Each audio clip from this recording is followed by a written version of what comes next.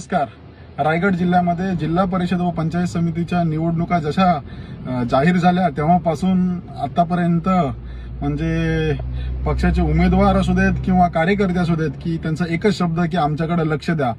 आज नागरिक म्हणून आम्ही मतदान केलंय आणि आता आम्ही तुमच्याकडून वैयक्तिक स्वार्थासाठी काही मागत नाहीये. तर आमचं हे मागणी असणार आहे की ज्या सामाजिक प्रलंबित प्रश्न आहेत त्याच्यावरती तुम्ही कामगिरी करा. मग ते शुद्ध पाणी असू देत किंवा रस्ते असू देत, शिक्षण असू देत, आरोग्य सुविधा असू देत, हॉस्पिटलचे वगैरे जेवढे काही जे सामाजिक प्रश्न असतील त्याच्यावरती तुम्ही तुमच्या खिशातले टाकून नकारे करू बाबा.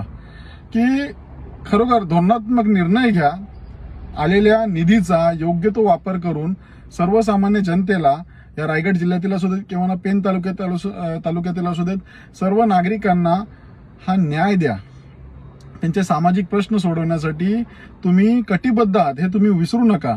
म्हणजे ही सत्ता नव्हे तर सेवा महत्वाची आहे. तर त्या पद्धतीने तुम्ही काम करा अशी आमची सर्व नागरिकांची इच्छा आहे.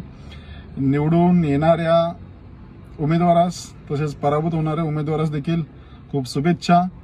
फक्त एवढंच की जरी तुम्ही विरोधक सत्तेत असलात तर त्या पद्धतीने काम करा आणि विरोधक असलात तर विरोधकांनी देखील भूमिका त्याची मांडली पाहिजे की कशा पद्धतीचे प्रश्न कोणते कोणते प्रश्न लावून धरले पाहिजे. आज बरेच सारे प्रश्न असू देत. मग शेतकऱ्यांचा कोकणातील शेतकरी असेल किंवा रायगड जिल्ह्यातील शेतीचं नुकसान झालं असेल, किती बडे नेते आले, किती मंत्री आले, मग किती विरोधक पक्ष आले आणि किती सत्ताधारी आले हे आपण सर्वांनी पाहिलं आहे. तर कोकणातील आणि विशेषतः रायगडमधील जनतेसाठी लोकप्रतिनिधींनी त्यांच्यासाठी म्हणजे कसरतच एक प्रकारची त्यांनी त्यांचं काम निभवावं. एक नागरिक म्हणून आमचे काही सहकार्य लागलं तर तेव्हा देखील तुम्ही हाक मारा. आम्ही सोबत आहोत.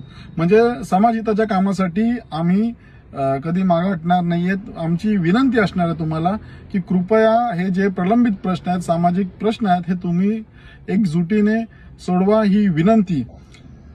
धन्यवाद. जय हिंद, जय महाराष्ट्र.